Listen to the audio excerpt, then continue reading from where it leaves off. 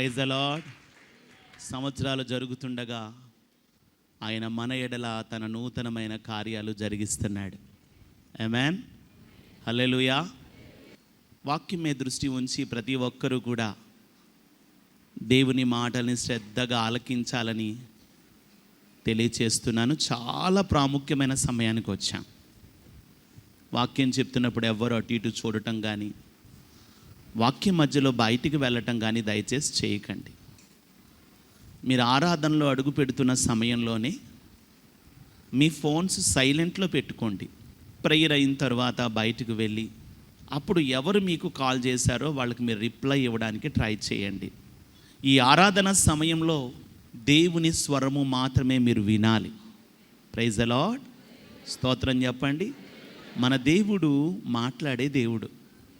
ఆయనకున్న పేరేమిటి చెప్పండి? మాట్లాడే దేవుడు. దేవునికి స్తోత్రం, హల్లెలూయా, హల్లెలూయా. ఒక సహోదరి ఫోన్ కాల్ చేసి చెప్తున్నారు, ఆమె లైవ్ ప్రేయర్ చూస్తుందంట. హాస్పిటల్లో ఉందట. ఆమె హాస్పిటల్లో ఉండి లైవ్ ప్రేయర్లో ఉందట.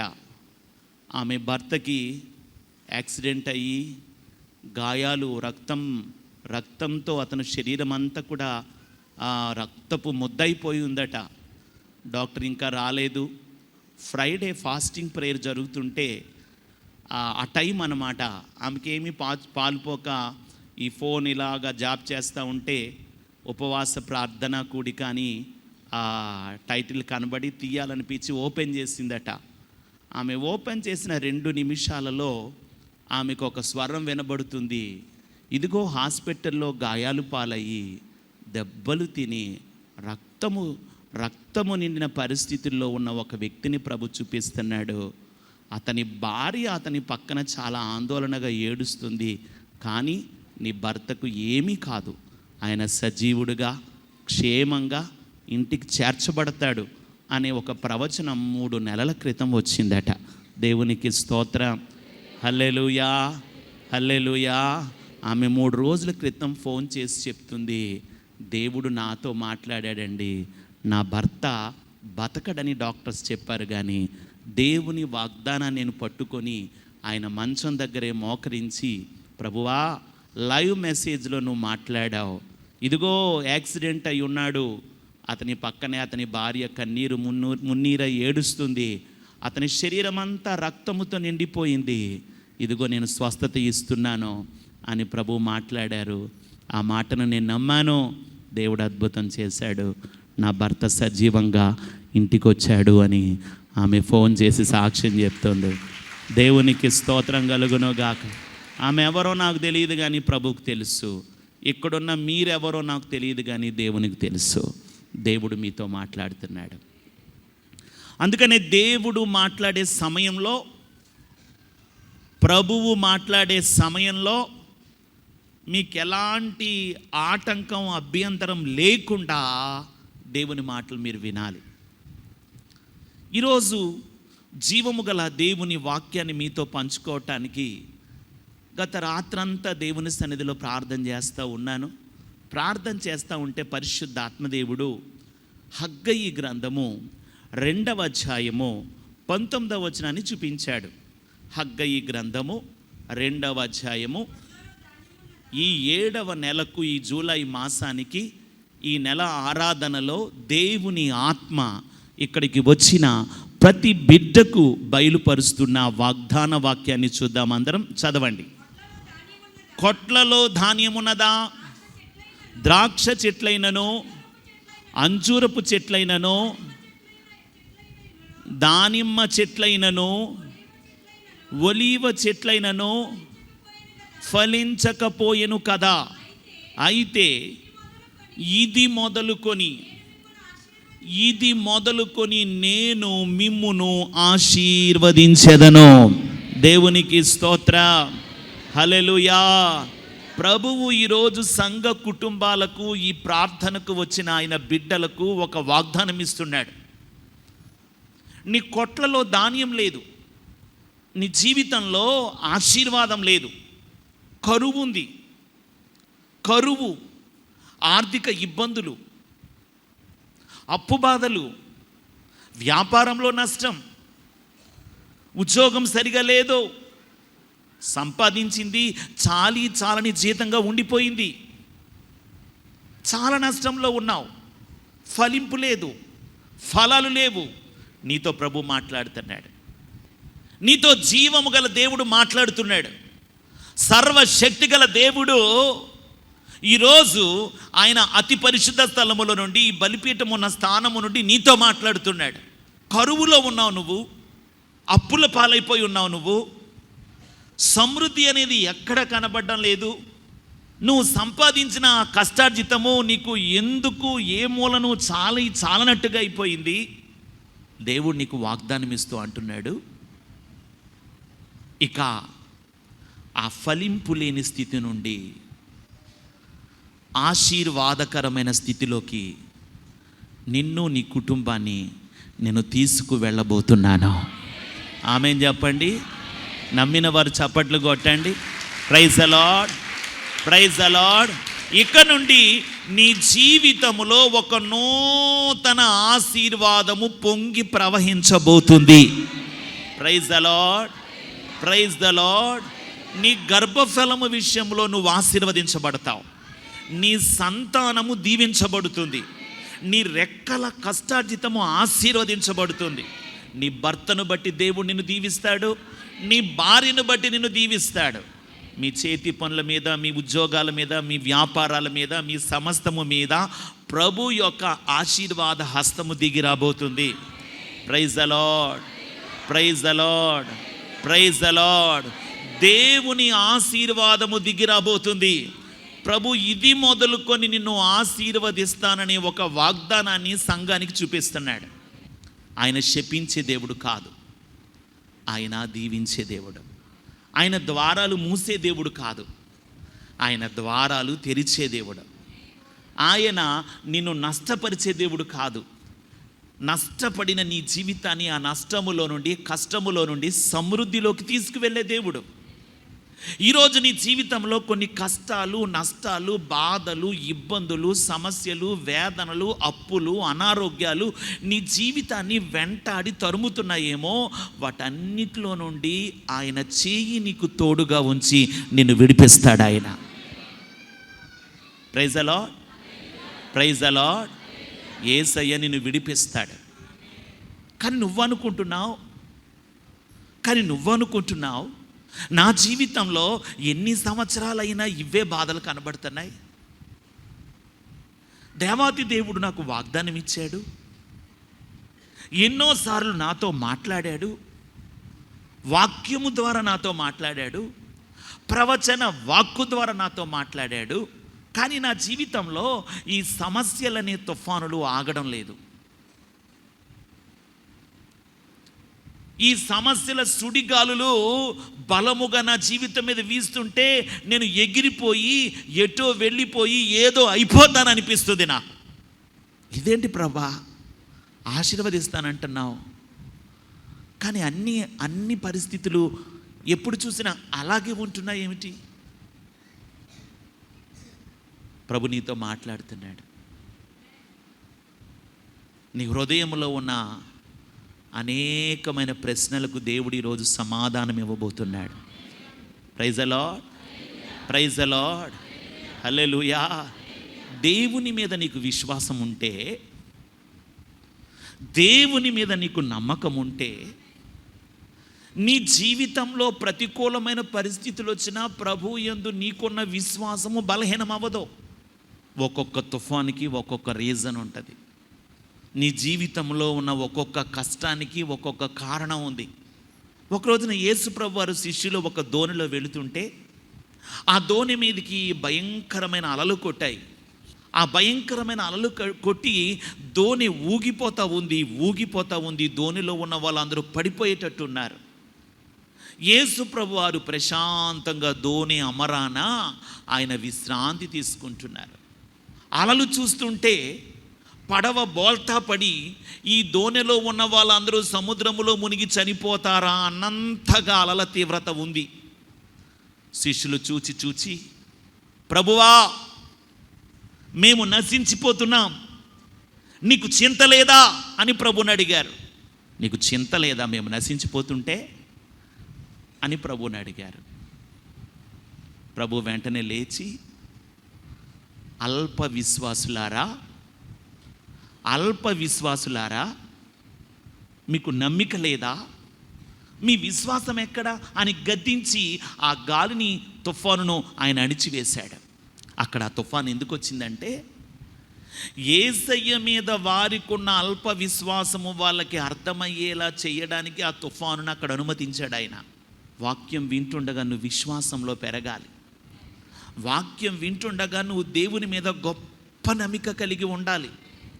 ఆ విశ్వాసం, ఆ నమ్మిక దేవుని పట్ల నీకున్నప్పుడు నీ జీవితంలో ఎలాంటి పరిస్థితుల్లోనైనా నువ్వు నిలబడగలిగే శక్తి ప్రభువే ఇస్తాడు. Praise the lord, praise the lord. స్తోత్రం చెప్పండి, స్తోత్రం చెప్పండి. ప్రభువు మాటను నమ్మాలి. ఆ తుఫాను వాళ్ళలో ఉన్న అవిశ్వాసం ఏమిటో వాళ్ళకు తెలియచేసింది. ఇంకొకసారి తుఫాను వచ్చింది. ఆ తుఫానులో శిష్యులే ఉన్నారు, యేసయ్య ఏమో కొండ మీద ఉన్నాడు. దోణి గలిలయ సముద్రము మధ్యలోకి వెళ్ళేసరికి ఆ గలిలయ సముద్రం మధ్యలో ఆ వచ్చినటువంటి తుఫానుకు, అలలకు ఆ దోణి మునిగిపోతుందేమో అన్న పరిస్థితి వచ్చేసినప్పుడు యేసయ్య ఆ దోణి మీద, ఆ సముద్రం మీద ఆయన నడుచుకుంటూ వస్తున్నాడు. ఏం చేస్తున్నాడు యేసయ్య చెప్పండి? సముద్రం మీద మాట్లాడండి, నడుచుకుంటూ వస్తున్నాడు. దేవునికి స్తోత్రం. హల్లెలూయా, హల్లెలూయా, ప్రైజ్ ద లార్డ్. యేసయ్య నడుచుకుంటూ వాళ్ళ దగ్గరకు వచ్చేసరికి భూతం అంటున్నారు. అప్పుడు అన్నాడు, భయపడకుడి, నేనే, ధైర్యము తెచ్చుకొనుడి అని చెప్తున్నాడు. యేసయ్య వారి దోణిలోనికి ఎక్కి సముద్రాన్ని, తుఫానును గద్దించగానే అవి మిక్కిలి నిమ్మళమైపోయాయి. స్తోత్రం. మరి ఈ తుఫాన్ ఎందుకు వచ్చింది?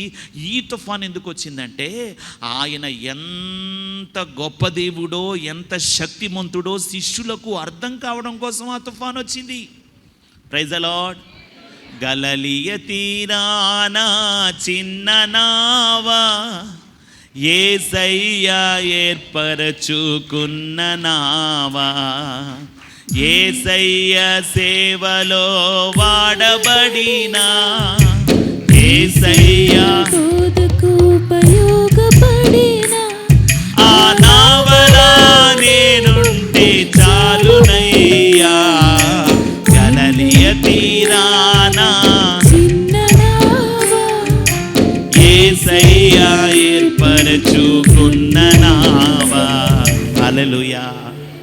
ఈ నావ యేసయ్య ఏర్పరచుకున్న నావ అయితే ఎన్ని సుడిగుండాలు వచ్చినా, ఎన్ని పెను తుఫానులు వచ్చినా నువ్వు వాటి వైపు చూడకూడదు.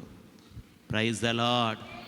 నీ ఆశీర్వాదం ముందుంది, నీ అద్భుతాలు ముందున్నాయి. నిశ్చయంగా నీ గర్భవాసాన పుట్టిన ఆ బిడ్డల్ని నేను ఆశీర్వదిస్తాను. నీకు ఇచ్చిన మాట తప్పుతాను అనుకుంటున్నావా? నేను మాట తప్పడానికి మనుష్యున్నా, నేను మాట మార్చడానికి నరమాతృన్నా. నీకు ఇచ్చిన వాగ్దానం నెరవేరుస్తాను, నీకు ఇచ్చిన వాగ్దానం నెరవేరుస్తాను. నీ కుటుంబాన్ని ఆశీర్వదిస్తాను, నీ బిడ్డలను ఆశీర్వదిస్తాను, నీ చేతి పనులను ఆశీర్వదిస్తాను, నీ కుటుంబంలో శాంతిని, సమాధానాన్ని ఇస్తాను అని ప్రభువు ఈ మొదటి ఆరాధనలో నీతో మాట్లాడుతున్నాడు. ఎందుకు అంత భయపడిపోతున్నావు? ఎందుకు అంత గలిబిలైపోతున్నావు? ఉక్కిరి బిక్కిరైపోతున్నావు ఏమిటి? నా శక్తి ఏమైనా తగ్గిపోయిందా? నా బలం ఏమైనా తగ్గిపోయిందా? యెహోవా దక్షిణ హస్తము సాహస కార్యములు చేయునని గుర్తుపెట్టుకో. హల్లెలూయా, హల్లెలూయా. ఒక్కొక్క తుఫాను నీ జీవితంలో వస్తుంటే ఆ తుఫానుల ద్వారా నీకు కొన్ని పాఠాలు, కొన్ని జీవిత అనుభవాలు నేను నేర్పించాలనే వాటిని అనుమతించాను. కానీ తుఫానులో నీ జీవిత నావ తలక్రిందులవ్వడం, నువ్వు మునిగిపోవటం జరగదు. ఇది మొదలుకొని నిన్ను నేను ఆశీర్వదించబోతున్నాను. Praise the lord. ఇది మొదలుకొని నిన్ను నేను ఆశీర్వదించబోతున్నాను. నమ్మిన వారు చప్పట్లు కొట్టండి. హల్లెలూయా, హల్లెలూయా. ఇది మొదలుకొని నీ కుటుంబం మీదికి దేవుని ఆశీర్వాదము దిగిరాబోతుంది. ఈరోజు మన వాక్యపు అంశం అదే. టైటిల్ చూపించండి. ఈరోజు మన వాగ్దాన వాక్యము, ఈరోజు మనకి ఇవ్వబడిన మెసేజ్ చూద్దాం. దేవుని గొప్ప ఆశీర్వాదం నీ మీదికి దిగి రావాలంటే, దేవుని గొప్ప ఆశీర్వాదం నీ మీదికి దిగి రావాలంటే ఎలా వస్తుంది? దేవుడు ఎలా నిన్ను ఆశీర్వదిస్తాడు? ఎలాంటి ఆశీర్వాదం? గొప్ప ఆశీర్వాదం అనండి. అందరు నోటితో పలకండి, నోటితో పలకండి. మూడోసారి కూడా చెప్పండి.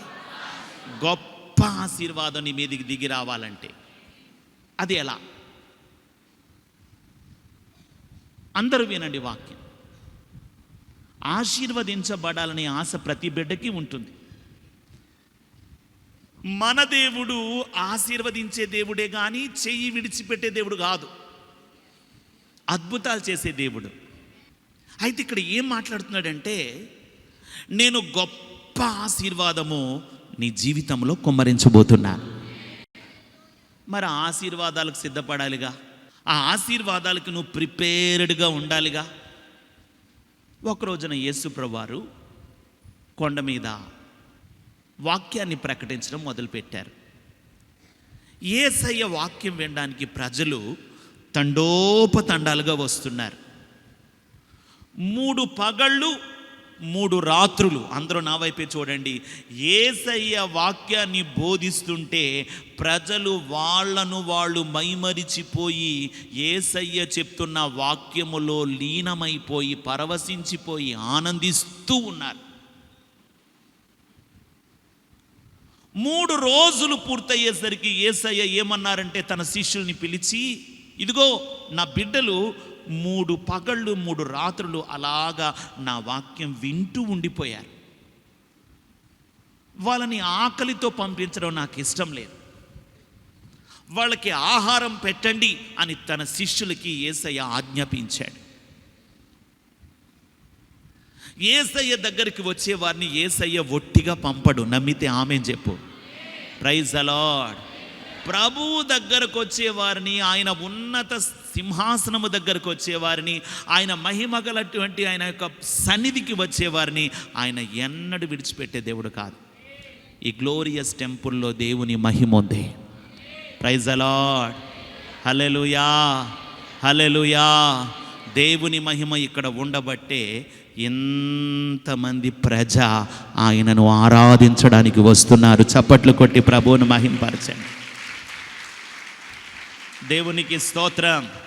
మేము పరిచర్యకు వచ్చినటువంటి సమయంలో ఈ పట్టణంలో ప్రవీణ్ కుమార్ గారు మీటింగ్స్ పెట్టారు. ఆ 2వ రోజు ప్రవీణ్ కుమార్ గారి భార్య షారోన్ గారు వాక్యం చెప్తున్నారు. ఆమె వాక్యం చెప్పడానికి నిలబడి, మేము తణుకు పట్టణానికి మీటింగ్కి వెళ్ళాలని ప్రార్థన చేస్తున్నప్పుడు ప్రభు మాకు చెప్పాడు, తణుకు పట్టణము ఎండిన నేల. ఆ ఎండిన నేలలో ఆత్మల పంట దొరకడం చాలా కష్టం. ఆత్మలు రక్షించబడటం అంటే అది డ్రై ల్యాండ్ అని దేవుడు చెప్పాడంట. ఇక్కడ సేవలు గొప్పగా అభివృద్ధి చెందవు. ఒకవేళ సేవలు అభివృద్ధి చెందిన సంఘములో ఒక 100 మంది, ఒక 150 మంది, ఒక 200 మంది ఉంటే అది పెద్ద సంఘం. అంతేగాని ఇక్కడ సంఘాల్లోకి క్రొత్త ఆత్మలు నడిపించబడ్డం, పెద్ద పెద్ద పరిచర్యలు రావటం అనేది అసాధ్యం అని ప్రభు మాకు చెప్పారు అని ఆమె అన్నప్పుడు ఆ మాటలు వింటుంటే నా కళ్ళ నుండి కన్నీళ్ళు ఇలాగ జారిని. ఎందుకంటే మమ్మల్ని పరిచర్యకు పిలిచినప్పుడు దేవుడు అన్నాడు, వేలాది మందికి మిమ్మల్ని ఆశీర్వాదకరంగా వాడుకోబోతున్నాను, వేల వేల వేల మంది అన్యజనులకు మిమ్మల్ని వెలుగుగా నియమించాను అని ప్రభు మాతో మాట్లాడాడు. ప్రభా, ఈ డ్రై ల్యాండ్, ఈ ఎండిన భూమిలోనే ఒక బలమైన మొక్కగా నీవు మాకిచ్చే పరిచర్య ఉండాలని నేను అమ్మగారు 40 రోజులు ఉపవాసం ఉండి ప్రార్థన చేశాం.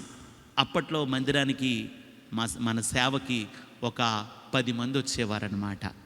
ఆ రోజుల్లో ప్రార్థన చేయగా మరి ఎండిన నేలలో పచ్చని మొక్కగా, ఫలించే మొక్కగా, ఆశీర్వదించే మొక్కగా ఈ సేవను దేవుడు గొప్పగా దీవించాడు. చప్పట్లు కొట్టి ప్రభువుని మహింపరచండి. హల్లెలూయా, స్తోత్రం.